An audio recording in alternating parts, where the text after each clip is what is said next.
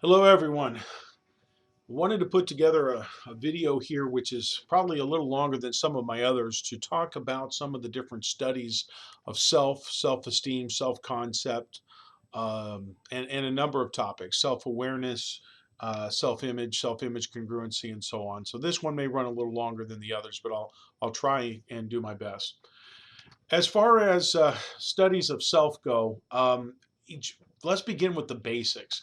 As far as just understanding what self is, children, as you see there, often do not possess an understanding of self. They don't even know that concept of what self is until about a year and a half of age. Beyond that, their whole world is just basically what they can see, and that really is about it. There is a wonderful example on the Revel under section 11.1 called the self awareness task. I've always heard it referred to as the red dot on the nose challenge. And it's a fascinating video.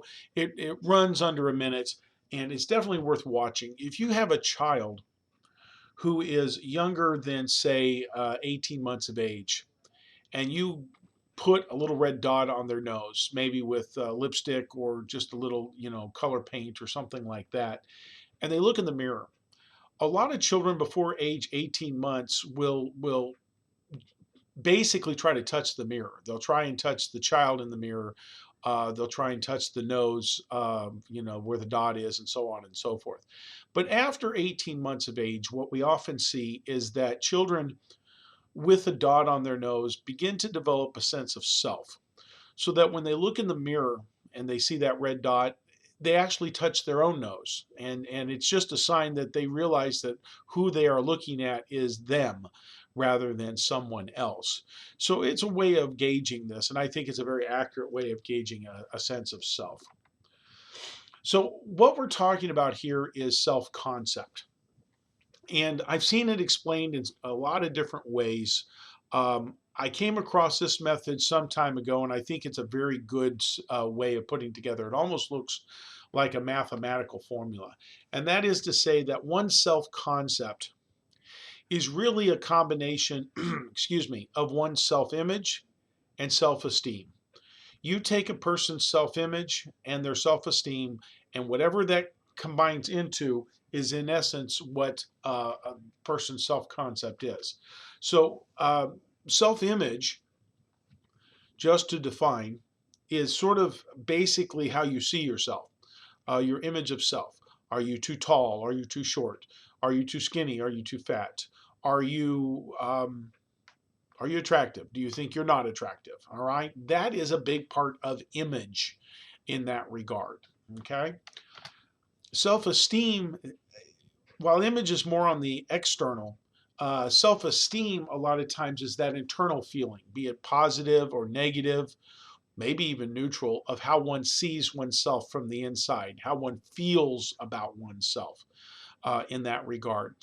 And a lot of teenagers worry about image. We also try to impress upon them the importance of a positive self-esteem, how one feels about themselves, and how you combine those two really make up you and your self-concept. So that's sort of my mathematical formula. I do want to turn around and also throw this in, and that is the concept known as self-awareness. The reason I point this one out is that self awareness really is an understanding of image and an understanding of esteem.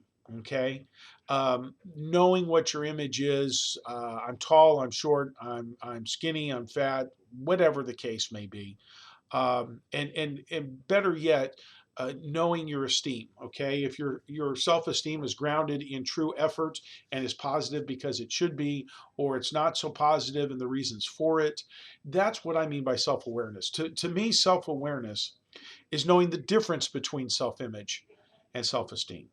Self concept is the combination of those two that make up you. Self awareness is really knowing the difference between the two. Because some kids think that, if they are attractive, then they feel positive.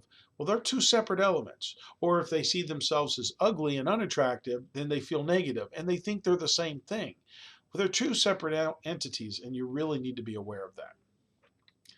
Probably the biggest thing worth pointing out about self-concept is that it is truly self-esteem and self-image are strongly influenced by our society. They really, truly are. Our society says a lot about what is acceptable image, what is acceptable self-esteem in that regard. Um, I find it fascinating that for many, many years, a lot of the actresses on television were tall and skinny or petite and so on. And yet now that was what society portrayed. But now you start to see different sizes. You know, we could talk about ectomorph versus mesomorph versus endomorph. You're seeing different body sizes and things like that. And the fact that you're seeing them is sort of an example of a change in the social phenomenon. Okay.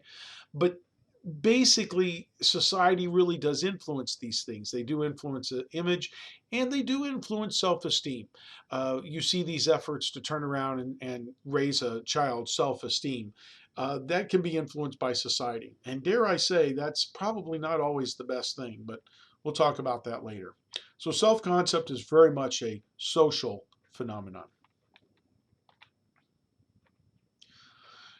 So what does it take to develop a self-concept? And we're talking children here, okay? What does it take for children to develop a sense of self in this regard? And a lot of researchers boil it down to the following, all right? First of all, you have to have an understanding of who you are, okay? You have to have an understanding of image. You have to have an understanding of esteem, where you fall in the quote unquote world. Are you a little kid? Are you a big kid? Are you one with lots of responsibilities or not? You know, how do you see yourself?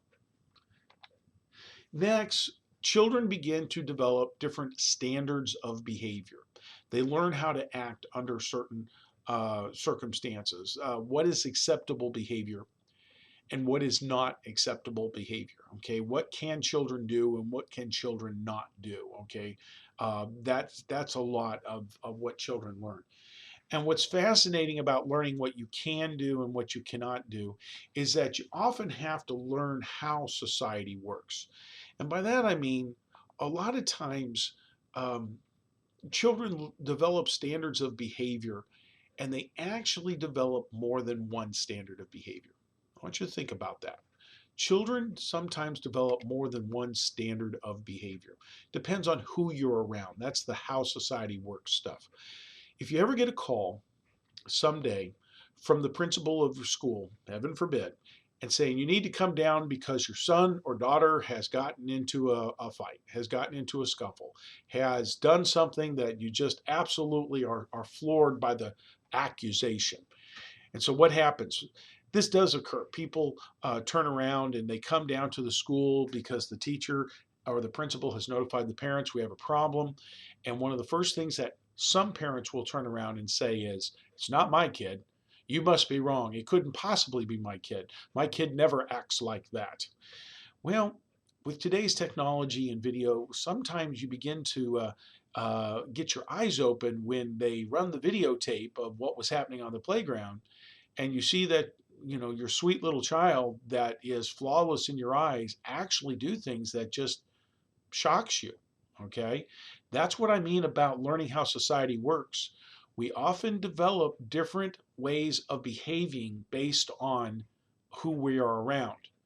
And you got to ask yourself this, and I mean I really do, you have to ask yourself this. Did you have a certain way that you acted around your parents versus how you acted around your friends?